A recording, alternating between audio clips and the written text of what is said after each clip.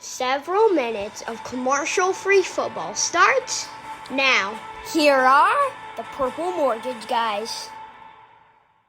Hey, welcome to another episode of Purple Mortgage Guys. We've got myself, Tanner, and Goose. Like to do home loans, but we also love to talk about the Minnesota Vikings.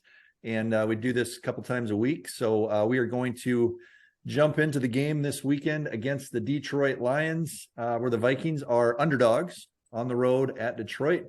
Vikings come in 10-2, Lions 5-7. Both teams have won 4 of their last 5. The Lions dropped a close one to the Bills by 3 on Thanksgiving.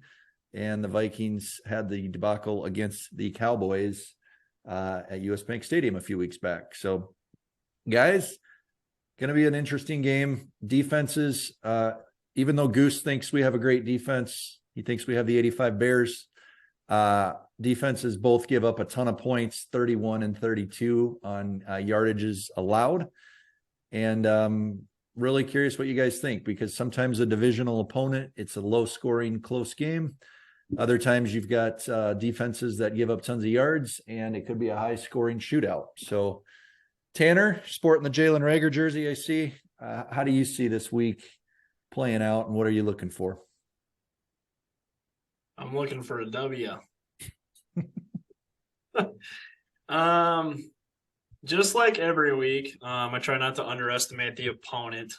And the Lions have been playing some of their best football this year as of the past few weeks and beating some really good teams in the process. Their offense and their defense are kind of polar opposites at this point in the season. The offense is fantastic. The defense is not very good at all. Last in the league, actually. So I feel like the past couple weeks with this Vikings team, I feel like we kind of, I guess in my opinion, I thought we were going to play down to or maybe not play up to the expectation of some of these opponents that we've been playing.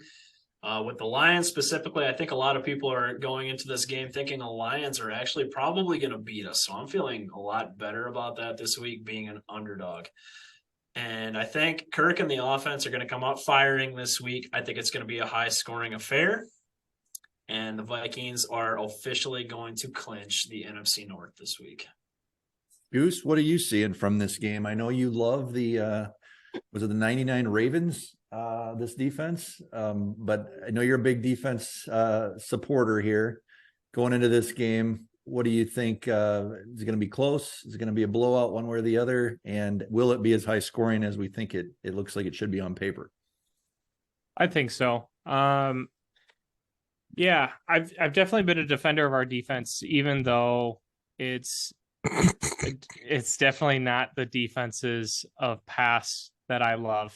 Like, it's definitely not the old school Bears. It's not the Ravens. It's not the Vikings in the beginning of Zimmer era where we're dominant, but they're very opportunistic. And I think in today's NFL, where offenses are only getting more lethal, I think if you make them earn it and you get turnovers, then I can help some of those yards given up, as long as it's not reflecting the scoreboard.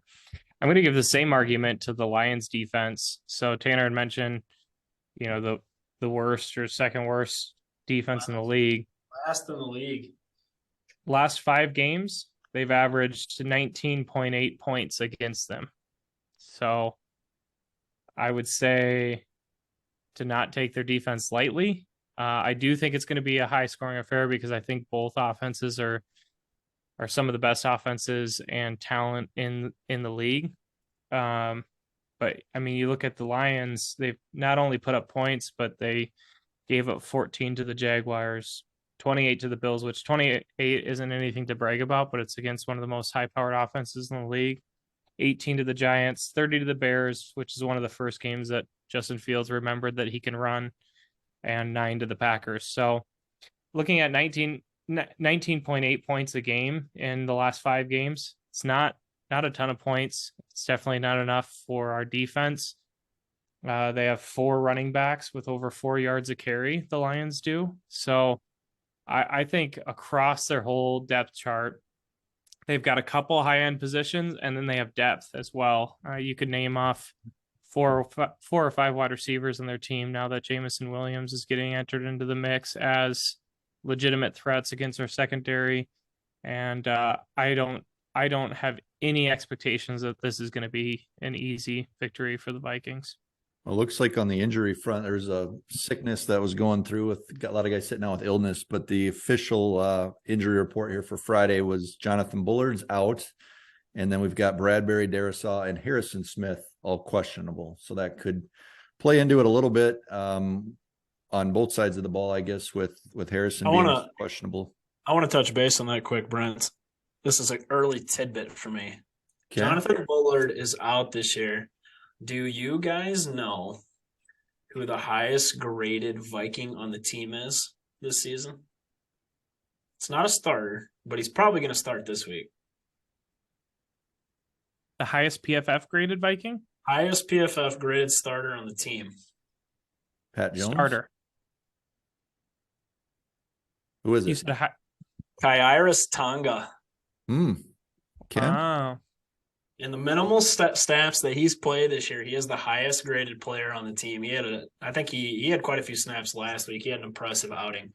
I mean, he did pop up a little bit like when I was rewatching the game last week. It's nothing spectacular. It's not like he's posting huge numbers, but he's like a solid dude in the run game, which is something we're going to need this week against Jamal Williams and DeAndre Swift. So I don't know if he's going to be the starter or not. I don't know if it'll be him or Ross Blacklock, but I thought that was kind of an interesting statistic. I know the Mackey and Judd were talking about that on Purple Daily this week. Well, you make a really good segue to some Tanner's Tidbits. Maybe it's that time of the day. Tanner's Tidbits, we've been doing this since week 1. Use this information to impress your friends. Tanner, you got your A game on today? Yeah, A game. Okay, let's have it. The Vikings, as most people know, are relying on themselves this week to clinch the division. They don't have to rely on another team to win a game or lose a game. It's them against the Lions. If they win, they clinch the NFC North. Cannot tie. If they tie, that's the only way we would have to move this on to another week. So Vikings are 80-40-2 all time against the Lions, including 36-24-1 in Detroit. They've had massive success there, dating all the way back to the 60s. So the last 3 games, although in Detroit, have all been decided by 2 points or less, not 3. 2 points. Three of the last games that they've played in Detroit have come down to the final wire. So I'm kind of hoping that's not the case again this week. I don't know how many more close battles I can handle this year. As many know, TJ Hawkinson, the former Lion, is going to be facing his former team this week. Super exciting. Kirk Cousins, for many probably don't know this either, but this is actually in a minimum of at least 2 starts against one team. This is the highest quarterback rating that Kirk Cousins has faced against any opponent in the league. He's had the Detroit's number in his career. He's 8-2, 3-2 in Detroit, undefeated at home. In those starts, he's averaging 279 yards a game, 21 touchdowns, just 2 interceptions, and a quarterback rating of 116.5. So he's been solid. Jared Goff has also put up some decent numbers against the Vikings in his career. He is 2-3 against the Vikings, undefeated at home. He's 2-0, 0-3 in Minnesota. In his starts, he's averaging almost 300 yards a game, 293 to be exact, 9 touchdowns, 3 interceptions, and a 95.6 quarterback rating. The Vikings are averaging just 2.8 points per game in the third quarter this year. Detroit is averaging 3.5, so we got 2 teams this week that are horrible in the third quarter. The Vikings are second in the league in points scored in the fourth quarter this season. So we got 2 polar opposite teams coming out in the third quarter and the fourth quarter. Dalvin Cook, this was kind of surprising to me. I can't believe he is as high on this list as I thought he would be, but he is actually 5th in the league in rushing this year with 927 yards. I guess I'm just surprised by that because I feel like he hasn't really been touching the ball as much as I probably thought he was going to touch the ball this year. Only Josh Jacobs, Nick Chubb, Derrick Henry, and Saquon Barkley have more rushing yards than Dalvin Cook this year. He only needs 11 yards this week to pass Bill Brown for 4th in team history. He needs 141 rushing yards to pass Chuck Foreman for 3rd in team history this week. So slowly moving his way up the Vikings all-time list. Not much has changed with Justin Jefferson. He's still 3rd in the league in catches, 4th in targets, and 2nd in receiving yards. Adam Thielen still on pace, still needs 1 touchdown to pass Anthony Carter for 3rd in team history. Only Randy Moss and Chris Carter have more. Harrison Smith, after another interception last week, is 2nd in the league in picks this season. Only Chauncey Gardner-Johnson and Tariq Woolen, the rookie corner with Seattle, have more this year with 6. Harrison Smith has 5. Getting into some tidbits with the Lions players, Jamal Williams, who actually, probably many don't know this, I actually messaged Goose on this morning, but Jamal Williams is actually the listed starter on the Lions depth chart now. It's not DeAndre Swift. It's kind of surprised to see that, but he leads the league in touchdowns, rushing touchdowns this season with 14. Amon-Ra St. Brown, the receiver for the Lions, is the 3rd highest graded receiver in the league this year. Justin Jefferson actually dropped to 4th after last week. So the Vikings secondary will have their hands full this week. Frank Ragnow, the center for the Lions, is the 4th highest graded center in the league. Not much changing on the Vikings defensive front. They're still Goose. Make sure you take your earmuffs off for this here real quick. 31st in the league, 2nd to last. 31st, that's good. 31st in the league in yards allowed per game, 398. Can you guess who's last? Oh, we're playing them. Detroit is last with 402 yards per game allowed this year. The Vikings are last in the league in passing yards allowed per game. And Detroit is actually almost last in almost every category. Not last, but bottom 5. They're last in total defense, 27th against the pass, 28th in rush defense, averaging 149 yards a game allowed on the ground, and 27th in pass rush efficiency. So not a great defense. No excuses for the Vikings offense this week to not put up at least 30 points.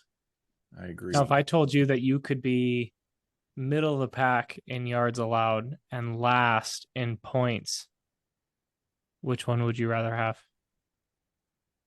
Last in points allowed? Yeah. Middle of the pack in yards? Well, Yeah. of course you're going to pick. Well, which team is that? I don't know. You guys seem to really care about those yards per game. So Well, I just wanted to team- make sure. Which team is it, though? Either one, Detroit or the Lions, or Detroit or the Vikings. Which one? I mean, you care a lot about those yards, but I went through last episode on how many games the Vikings defense has clinched. I think we look at it realistically, though, right, Tanner? Like the yards allowed as a symptom, and it's percolating, and it's going to come to a head at the worst, most inopportune time, like mid-January. So is the Vikings offense going to stop scoring touchdowns because they're 19th in yards gained? And they're As just much taking I would- advantage of their as much as opportunities? I would love to argue about this. We can't complain about it because we're 10-2. But we're going to end up complaining about it at some point because one of these two units is going to beat to a white head in the playoffs. And the Vikings defense is not good. Okay. They've played. Yes. I haven't ever said they're good. I give Not them, once. I give them props for playing well when we need them to. But I still, in a way, I almost feel like I complain about the offense for not being as good as they should be because of how much talent we have on offense. But when you look at our defensive unit, it's almost the same you could almost complain about the same thing. There is no freaking reason. Zadarius Smith and Danielle Hunter are two of the best edge rushers in all of football. You have two of the top 10 pass rushers on the same exact team. You have Patrick Peterson, who's been graded out as one of the top 10 corners this year. He has an elite coverage grade, second in the league, I think is what it was. We've had a few injuries here and there, but I feel like we almost have quite as much talent on our defense. Not up to par as what the offense is, but there is no reason that they should not be a lot better this year. So I still think I don't want to blame the players because I still feel like this is a scheming issue and Donatello's soft shell defense. I was going to say, it's almost like we should blame the guy that calls the plays more than the players on the field. We could go on about this all day, but there are specific issues as to why the defense isn't succeeding. And a lot of it has to do with schematic issues. Eric Kendricks getting older and slower. Jordan Hicks getting older and slower. Not been great in coverage this year.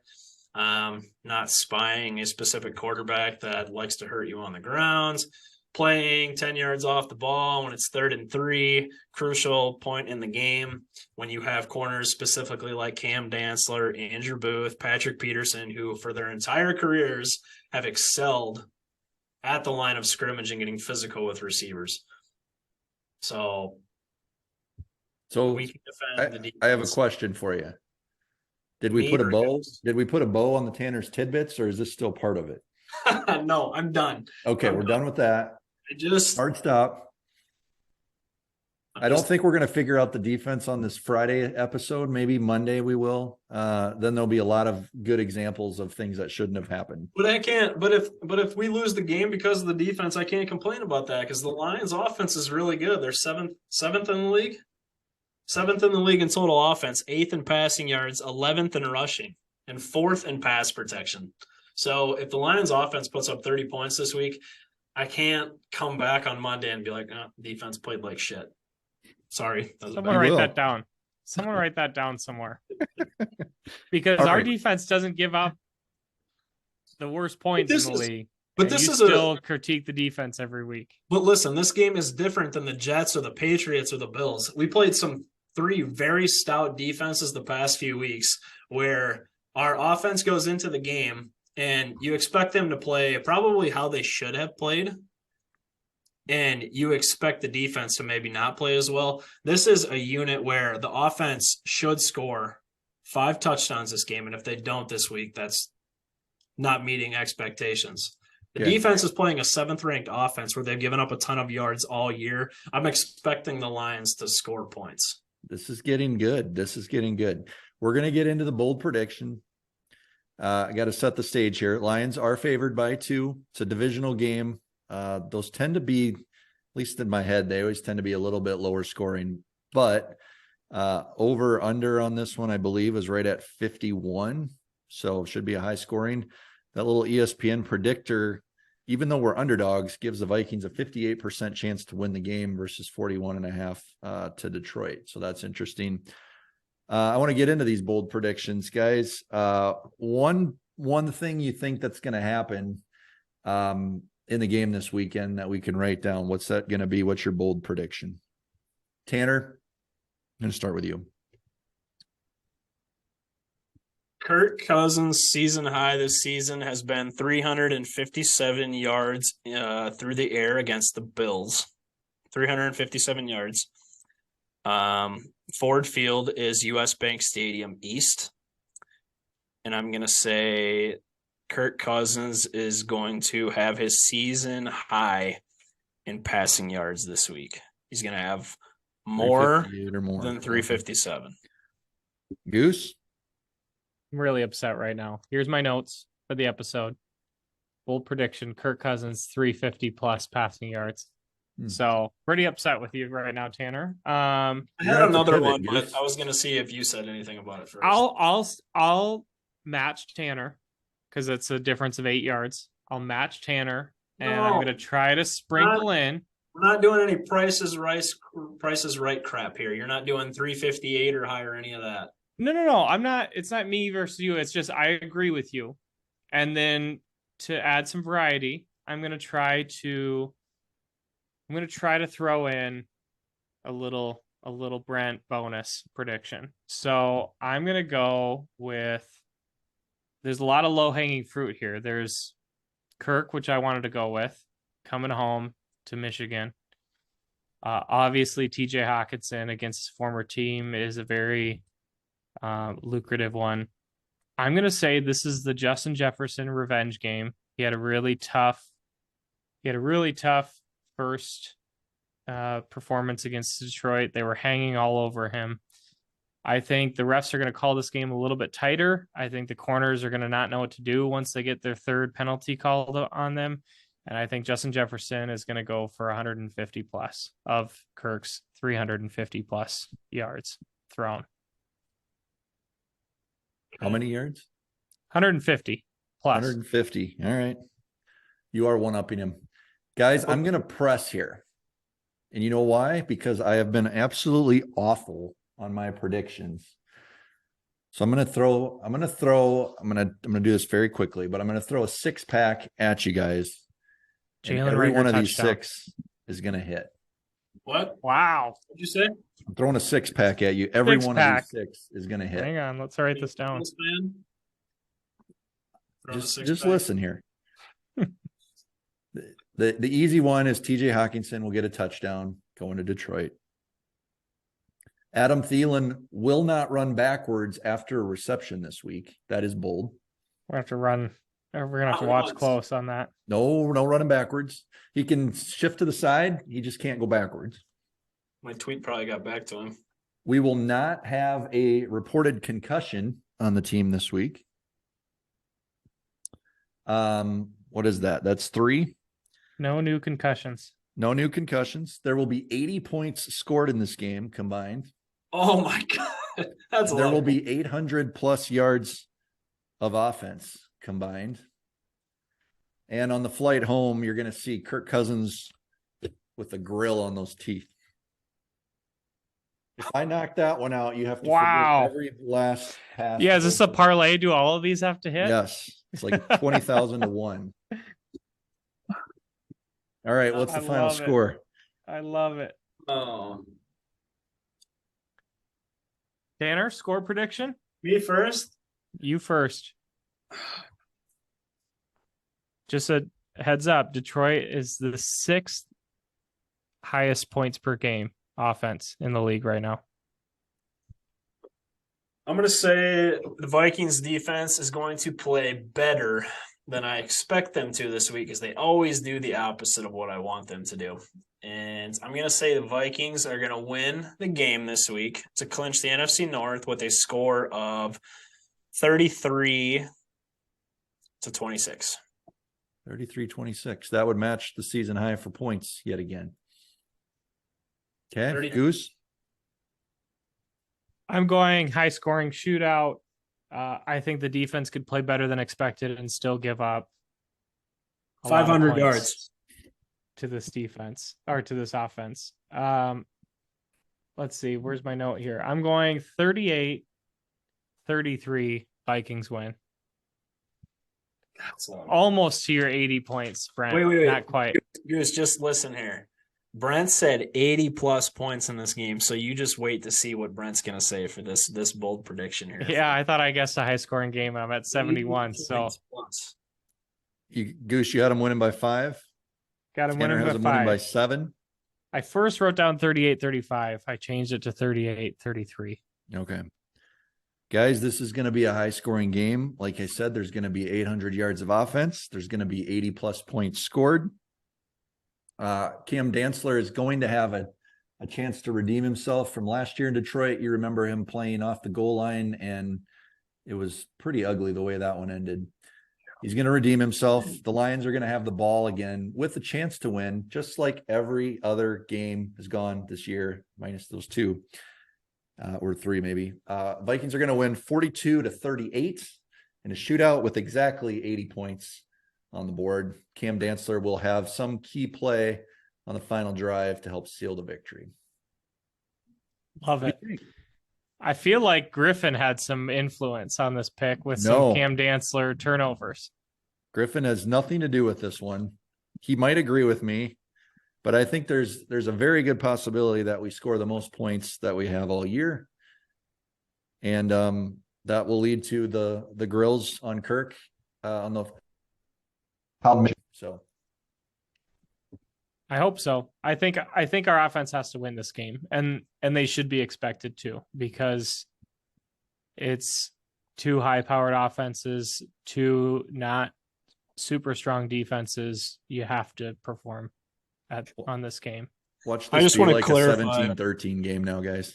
I just want to clarify for some listeners that probably have no idea what we're talking about, but Kirk Cousins is from New Holland, Michigan. Holland, Michigan. Holland, Michigan. I'm sorry. Not New Holland, South Dakota. Get Holland, your Dutch Michigan. towns right, Tanner. Sorry, Mr. Vandergreen. His dentist said that he would make a grill for Kirk. So Brent is confident that we're going to see that this week. We won't see the grill without the win. We won't see the win without 80 points, and we won't see 80 points without 800 yards. And we're not going to see those points if Adam's running backwards. So it all 800 yards and 80 points of total offense. 800 yards I could see for that's sure. just average for both of those teams. If you look at the yards per game, Yep. I know Goose doesn't think 80 that's a real points is stat. a lot. No, yards are yards. Are you kind of like Ed Donatel? Like, I don't look at the stats. Doesn't matter yards. Usually Let them get down to the 1 yard line. line. Who cares as long as they don't score? Be fine. Hey, you got to score more than the other team, and I still that's think all my that take- matters. My take earlier this week that it's hard to play 20 yards off the ball when they're at the 5 yard line. That holds a lot of weight. Yeah, that's the whole scheme. Like, he would have them back by the camera guys, standing there against the wall. He would have them playing back there, but it's frowned upon. So What is proven in the NFL is even the best of the best, like Josh Allen, makes mistakes when he gets impatient and wants to make something happen. And that's the shell defense. Is love it or hate it. Quarterbacks get on their 10th play of the drive. Their O linemen are sucking air in the huddle saying, dude, we got to get in the end zone. I'm exhausted. And Jared Goff make don't a mistake. Mistakes, man. the defense is also exhausted at that point, Goose. Yes. Just Well, so you know. not the Vikings. They're less exhausted than the offense. They're making plays. They're so used to being on the field. They're well conditioned. Exactly. One thing I noticed that I might have missed in Tanner's tidbits, but I don't think I heard them, Well, it was long today, so you might have missed it. is Jared Goff has only been sacked 19 times, which They're is fourth in pass protection. which is tied for third in least amount of sacks. So Only Tampa Bay and Dallas have allowed less.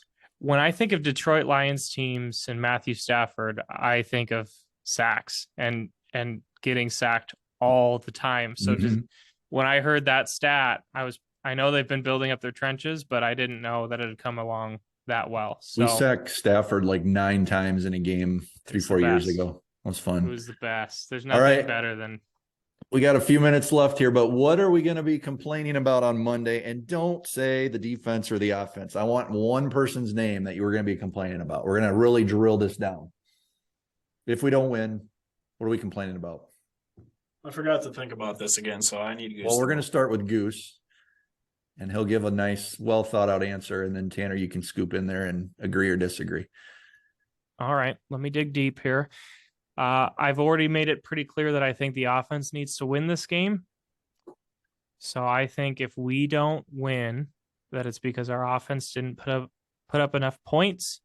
Coming off of a game that I thought, as a Kirk fan and someone who I feel like has defended Kirk throughout his Vikings tenure, he hasn't had a great statistical season.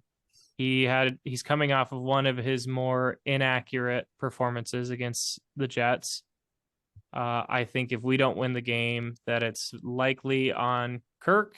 And I think for his contract, for his spot that he's at in his career, that I would be complaining about Kirk Cousins not getting it done.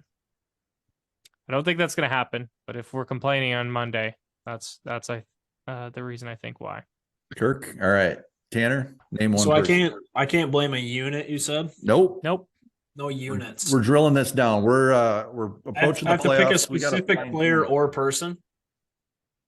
Sorry. Player yes. or person, or vice versa. Coach maybe. First name, last name. I'm gonna say in a road game, outside of Aiden Hutchinson, they don't have diddly squat on their defense for talent. So I'm gonna say I'm gonna blame like probably Christian Darasaw or Brian O'Neill or can I'm picking a unit at this point, but I want to say Sorry, I forgot to clarify. God, One first name, one last name. Come I on, guess if Tanner. you want to say Smith, we could just decide if it's Harrison or Zedarius, but that's about all we're going to do. Vikings should not give up any sacks this week. The weakest part of our offensive line is probably Ed Ingram. So I'll pick He's gotten Ed better this last few weeks. You're going to say Ed? I'm going to pick Ed Ingram or Ezra Cleveland. One of our guards. No guards. You're not good at this, Tanner. A first and a last name. I can't pick that a is all. specific player. So you said the only talented player on their team is an edge rusher, and you picked two interior I linemen. said defense. I said their only perennial defensive talent is Aiden Hutchinson. Without him, they're still 27th in the league in pass rush efficiency. So the Vikings shouldn't be giving up any sacks this week. And I want to say that if our offense struggles this week, it's probably because Kirk is under duress again. And if I'm going to pick somebody on our offensive front to give up pressure, I'm going to say it's probably because Ezra Cleveland got his butt kicked. Ezra Cleveland, final answer? Ezra Cleveland. Lock it in? Congratulations. For the sake of our listeners, I'll give him Ed Ingram and Ezra Cleveland. All right. Guys, this is a really easy one. You know why it's easy? So we're going to score a lot of touchdowns. You know what comes after a touchdown? Brent, the last time you said that, we scored 3 points. Yes, I know. Extra point. Extra points come after touchdowns. Do we know who has the worst percentage of extra point conversion percentage in the NFL? Greg Joseph. Greg Joseph. There's your answer. He's going to miss an extra point. It's going to derail the whole game flow. And we're going for 2, and then we're down 4 instead of 3. That would be what would happen if we lose. Greg Joseph. Do you think you and I could be right at the same time? We First go for name 2, Greg, we don't get it. I blame last Kirk. name Joseph. Greg Joseph. Did you see how he did that, Tanner? Not the holder, not the long snapper, not the special teams coach. Greg. Not practice. Joseph. Who did you pick, Goose? Who was your complaint? Kirk Cousins. It was so long ago we forgot. Yeah.